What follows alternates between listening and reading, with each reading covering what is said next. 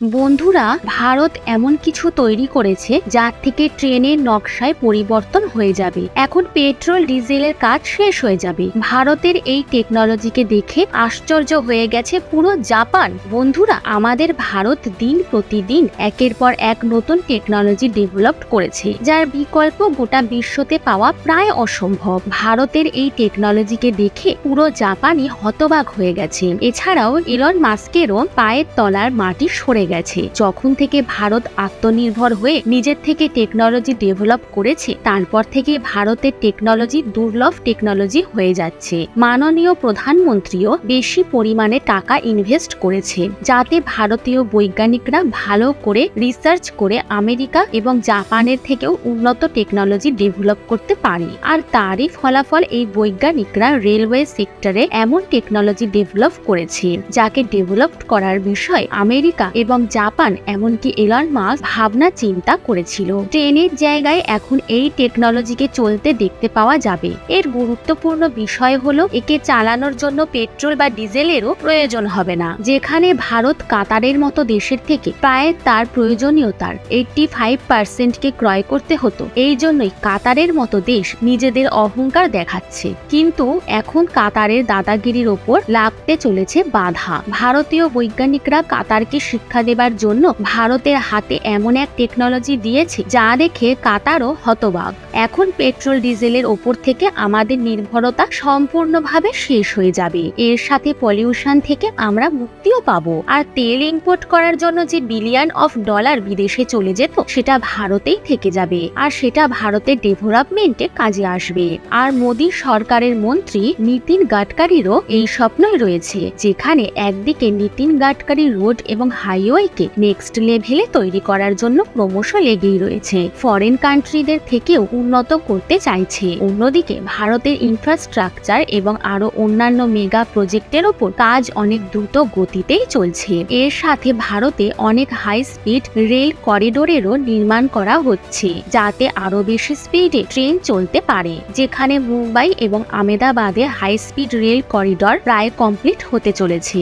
যে গতিতে ভারতের ডেভেলপমেন্ট হচ্ছে, সেই হিসাবে কিছু বছরের মধ্যেই ভারত আমেরিকা এবং জাপানের থেকেও অ্যাডভান্স কান্ট্রি তৈরি হয়ে যাবে। ভারতের বেশি পয়সা ট্রান্সপোর্টই চলে যায়, যার কারণে মূল্য বৃদ্ধি ক্রমশ আকাশছোঁয়া হয়ে যাচ্ছে। কিন্তু এখন ভারতের এই বেড়ে যাওয়া পদক্ষেপের থেকে বড় স্বস্তি পাওয়া যাবে। আসলে ভারত এমন এক ট্রেন তৈরি করে নিয়েছে, যেটা বুলেট ট্রেনের থেকেও 5 গুণ বেশি স্পিডে চলতে সক্ষম। গুরুত্বপূর্ণ বিষয় হলো, এটাকে ভারত নিজে ডেভেলপ করেছে, অর্থাৎ এটা 100% মেড ইন ইন্ডিয়া। এই ট্রেনকে দেখে বুলেট ট্রেন তৈরি করা জাপানও আশ্চর্য হয়ে গেছে। ভিডিওর পরবর্তীতে জানবো এটা কোন ট্রেন আর এটাকে তৈরি করতে কোন টেকনোলজির ব্যবহার করা হয়েছে। এর সাথেই জানবো এই ট্রেনকে ভারতে কবে চলতে দেখা যাবে।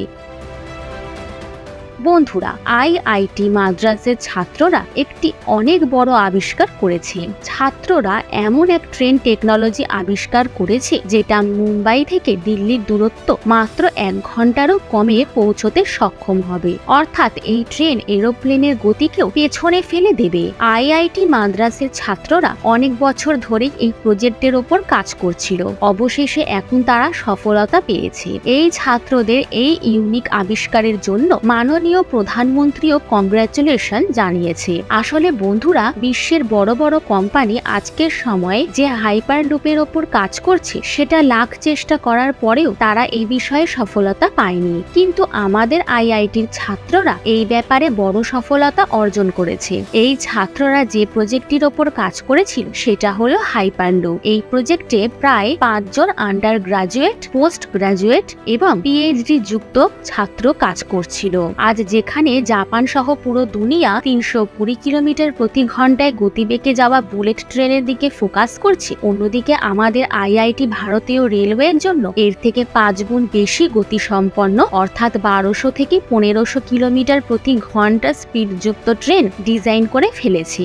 আর খুব তাড়াতাড়ি এর টেস্টিং কার্য শুরু করা হবে। বন্ধুরা, হাইপারলুপ এমন এক টেকনোলজি, যেটা রেগুলার ভেহিকেলে আসা এমন দুটি মেজর প্রবলেমকে দূর করবে, যা থেকে ভেহিকেলের স্পিড অনেক কম হয়ে যেত। আর সেই প্রবলেম হলো ফিকশন এবং এয়ার রেজিস্ট্যান্ট। বন্ধুরা, এই টেকনোলজিতে ফিকশন এবং এয়ার রেজিস্ট্যান্ট দূর হওয়ার কারণে এতে সুপার পাওয়ার স্পিড পাওয়া যেতে পারে।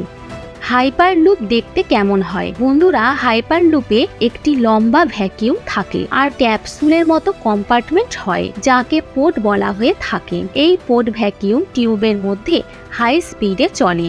এই টিউবকে লুপ বলা হয়ে থাকে কারণ এই টেকনোলজিতে ট্রান্সপোর্ট লুপেই হয়। এই জন্য এই টেকনোলজিকে হাইপার লুপ টেকনোলজি নাম দেওয়া হয়েছে। এই টিউবের মধ্যে ভ্যাকিউমের মতো এনভায়রনমেন্ট তৈরি করা হয়। ভ্যাকিউম অর্থাৎ এমন সিচুয়েশন যেখানে হাওয়া থাকবে না। আর এই টেকনোলজির এটাই ইউনিক দিক, যেখানে বসে আপনারা দূর দূরান্তে যাবেন সেই জায়গায় অনেক কম হাওয়া থাকবে। অর্থাৎ টিউবের মধ্যে প্রায় 90% বাতাসকে বের করে দেওয়া হবে, যা থেকে এয়ারের ফিকশন কম হয়ে যাবে। যদিও 10% এয়ার টিউবে এই জন্য রেখে দেওয়া হবে যাতে ব্রেক লাগানো যেতে পারে। প্রায় ফিকশনলেস হওয়ার কারণে হাইপার লুপের স্পিড অনেক বেশি হয়ে থাকে। হাইপার লুপকে ফিফথ মোড অফ ট্রান্সপোর্টেশনও বলা হয়। তো বন্ধুরা, এটা কাজ কিভাবে করে সেটাও জেনে নেওয়া যাক। যাওয়ার জন্য এক প্রান্ত থেকে অন্য প্রান্ত পর্যন্ত একটি টিউবের ব্যবহার করা হয়। এই টিউবে ছোট ছোট পোর্ট থাকে। এই পোর্টের ভিতরে বসে আপনি এক জায়গা থেকে অন্য জায়গায় যেতে পারবেন, যেমন প্লেনের মতো। হাইপার লুপে দুই ধরনের টেকনোলজি ব্যবহার হয়ে থাকে।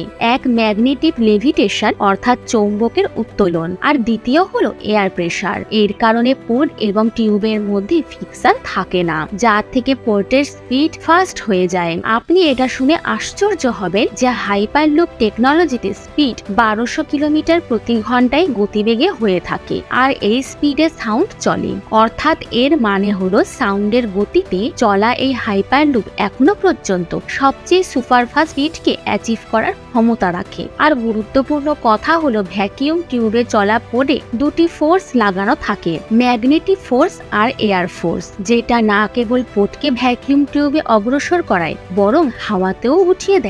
হাইপার লুপকে আপনি এইভাবেও বুঝতে পারেন যে ম্যাগনেটিক ট্রেনে ম্যাগনেটের সাহায্যে ট্রেন তার ট্রাকে যেভাবে চলে, যেখানে ট্রেন এবং পাতের মধ্যে ফিকশন কম থাকে, যার জন্য এই স্পিড অনেক বৃদ্ধি পেয়ে যায়। আর হাইপার লুপ এমন এক অ্যাডভান্স ট্রেন যাকে ভ্যাকিউম টিউবে চালানো হবে। যদি এর বেনিফিটের বিষয়ে কথা বলা হয় তাহলে হাইপার লুপকে চালানোর জন্য পেট্রোলিয়ামের কোনো প্রয়োজন হয় না, যার মাধ্যমে পেট্রোলের ওপর নির্ভরতা শেষ করা যেতে পারে। এর থেকে কাতারের মতো দেশকে বড় শিক্ষা দেওয়া যাবে। এছাড়াও এটা এনভায়রনমেন্ট ফ্রেন্ডলি।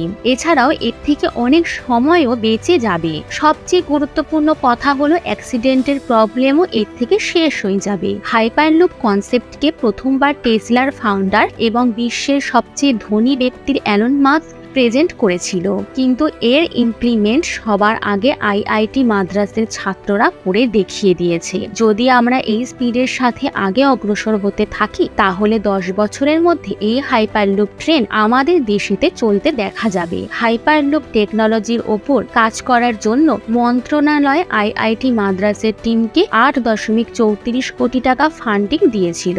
আর এই ফান্ডিং এর ইউজ করে আজ আমাদের এত বড় সফলতা দেখতে পাওয়া গেছে। বন্ধুরা, এই বিষয়ে আপনার কি মতামত রয়েছে কমেন্ট বক্সে অবশ্যই জানাবেন।